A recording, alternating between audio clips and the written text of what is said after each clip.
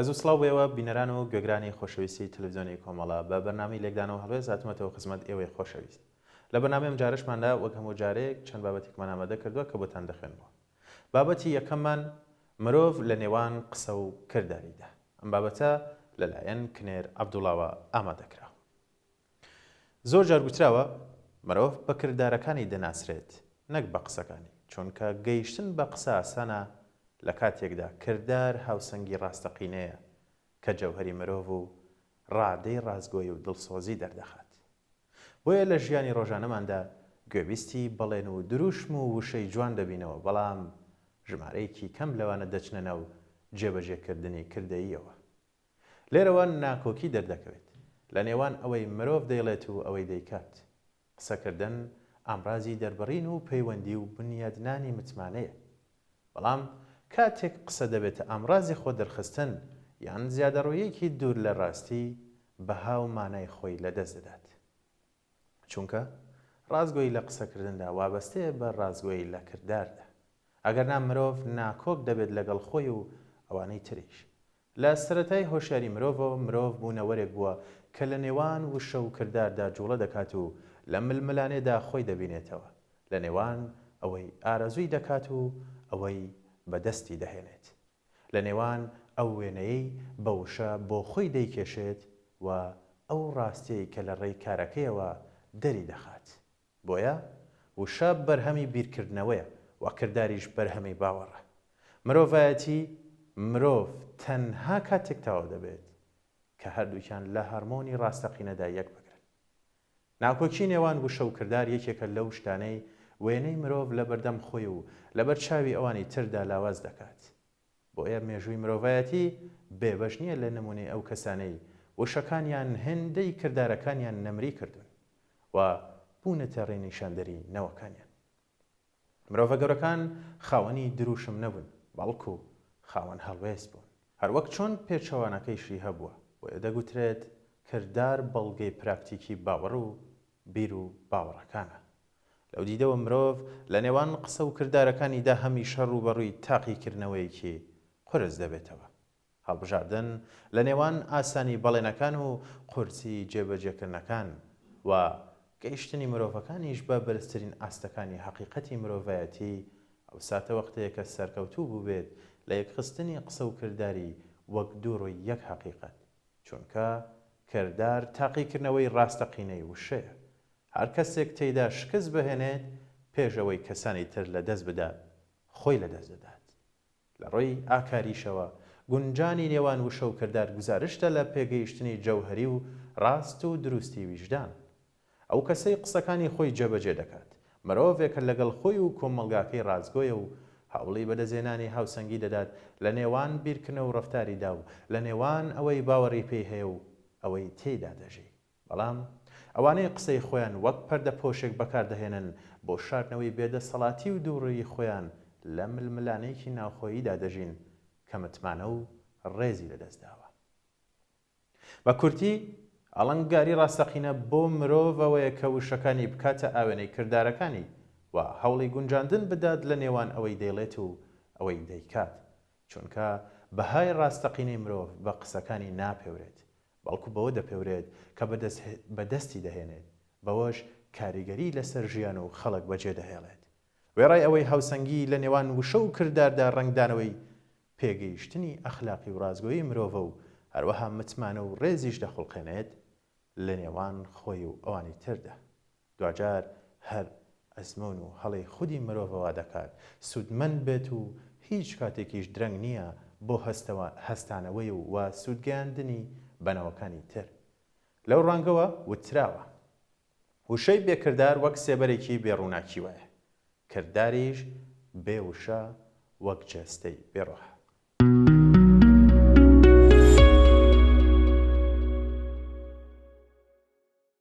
بەڵە بینەران، دوایین بابەتیشمان بابەتێکە بە ناونیشانی سندیکا و سندیکالیزم، دوو وشە و دوومانە. خەباتی کرێکاران بۆ باشترکردنی هەلومەرجی ژیانیان بۆ مقاومەت بەرامبەر بە قازانجپەرستی بێبەزایانەی سێرمایەداران مێژوویەکی بەقەدەر مێژووی شگەڵگرتنی نظامی سەرمایەداری لە جیهاندا هەیە. ئەو خەباتە ئەگەر لە سەرەتاوە لە ڕواڵەتی خۆڕسکی و ناڕێکخراوی و تەنانەت تونند و تیژەیەکی شێوە ئەنارشیستیدا خۆی دەنوان لەگەڵ گەشەکردنی نظامی سەرمایەداری پێی نایە بواری خۆڕێخستن و خەباتی ڕێکخراوەیی. کرێکاران لە کۆڕ و کۆمەڵی خۆیان و لە ڕێکخراوی ساکار بۆ یارمەتیدان بە یەکترەوە بگرێت تا پێکهێنانی کومیتەی مانگرتن و هیترەوە هەنگاویان دەنا. ئەو هەنگاوە سەرەتایانە کرێکارانی بەرەو پێکهێنانی ڕێکخراوی گەورەتر و سەرتاسەری تر برد و بزوتنەوەی کرێکاری پێی نایە قۆناغێکی تازە و یەکەم سندیکای کرێکاران وەکو ڕێکخراوی ئاشکرای کرێکاری لەدایک بوون. زۆری پێنەچوو کە لە ڕەوتی بەرەو پێشچوونی خەباتی چینایەتیدا ئەو بزوتنەوە مەیل و بۆچوونی جیاوازی تێدا پەیدا بوو. یەکێک لەو مەیل و بۆچوونانەی کە زیاتر لە ئەوانی تر جێگای خۆی لەناو بەزوتنەوەی سندیکای کرێکاراندا کردەوە بەردەوام بە شوێن دۆزینەوەی ڕێگای ڕێککەوتنی کرێکاران و سەرمایەداران و هێوەرکردنی خەباتی کرێکارانەوە بوو کە ئەم ڕەوتە بە سندیکالیسم نەحسرا.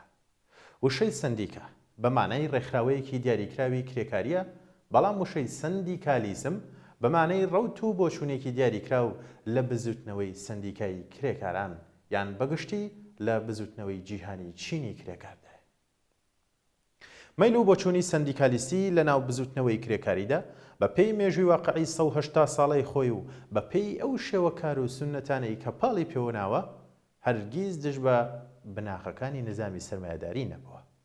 ئەم بۆچوونە بەردەوام هەوڵی داوە کە لە سازدان و ڕێککەوتن لەگەڵ سەرمایەداران و دەوڵەتەکانیاندا و لە چوارچێوەی خودی نظامی سەرمایەداراندا دەستکەوتێکی مادی بۆ کرێکاران بەدەستبێنێ و لە هەر ژێگایە کە خەباتی چینایەتی کرێکاران ڕەنگ و بۆنی دژی سەرمایەداری بوو بێ هەوڵی داوە بربەستی کات. سەرمایەداران لە سەرەتاوە زۆر نیگەرانی ڕێکخراوبوونی کرێکاران و شەپۆلی پێگاتنی یەک لە دوای یەکی سندیکاکان لە وڵاتانی ڕۆژئاوای ئەوروپا بوون، بەڵام کاتێک لێیان حاڵی بوو کە لە ناو ئەو بزوتنەوەیدا مەیل و بۆچوونێک هەیە کە ئەساسی کاری بەکرێ و ئەساسی چەوسانەوە ناباتە ژێپرسیار و دەتوانێت دەور ببینێت لە هێورکردنەوەی خەباتی چینایەتیدا و تەنیا ئیسلاحاتێکی بەرتەسکی هەر لە چوارچێوەی ئەو نیزامەدا دەبێت ترسیان لێشکا و کەوت نەخۆ بۆ ئەوەی لە بەرامبەر مەیل و بۆچوونەکانی ڕادیکاڵتر و دژی سەرمایەداری ناو بزوتنەوەی سندیکایی مەیل و بۆچوونی سندیکالیستی تەقویەت کەن. وەڵە بینەران ناوبڕێکی کوردەبینین و دێمۆلاتە.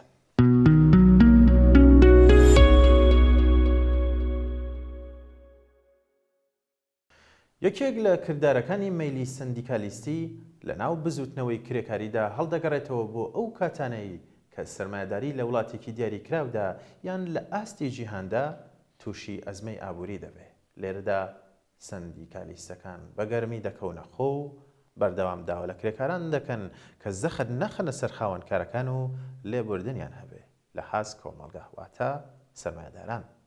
بەرپرسیارانە هەڵس و کەوت بکەن، سازش بکەن یاخود بە کەم ڕازی بن و لەو بابەتە.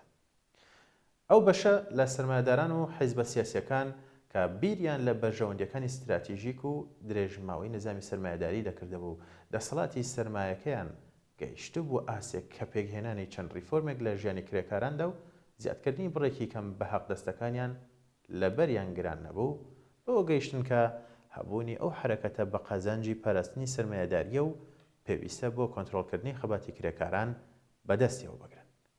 سندیکالیزم کارێکی وای کردهبوو کە حرەکەت و هەڵس و کەوتی کرێکاران و زەمان و مەکان و شێوەی دەربڕینی ناڕزایەتیەکانیان بۆ سەرمایەداران قابلی پێشبینی و چاوەڕوان کراوە. دەیانتوانی خۆیانی لەگەڵ بگونجێنن و لە پرۆژەکانیاندا جێگای دیاریکراوی بۆ لە نەزەر بگرن بە جۆرێک کە ڕەوتی چەوساندنەوە و قازانج کۆکردنەوە نەشێوێ. مەیل و بۆچوونی سندیکالیستی لە بزوتنەوەی کرێکاریدا وردە وردە بوو بە پێگەی جەماوەری بۆ ئەو حیزبە سیاسیانەی کە دەیانەویست بە ئیسلاحکردنی نظامی سەرمایەداری و بە کەڵک و بورن بە کلک و گوێکردنی زیادە ڕەویەکانی پێش بە شۆڕشی کۆمەڵاتی بۆ گۆڕانکاری ڕادیکال و ڕێشەیی لە کۆمەلگای چینایەتیدا بگرن. حیزبە سۆسیال دیموکراتەکانی ئەوروپا نەفوزیان کردە ناو سندیکایەکانەوە و زۆربەی سندیکاکانیان کرد بە پاشکۆی بەرنامە و سیاسەتی حیزبەکانی خۆیان.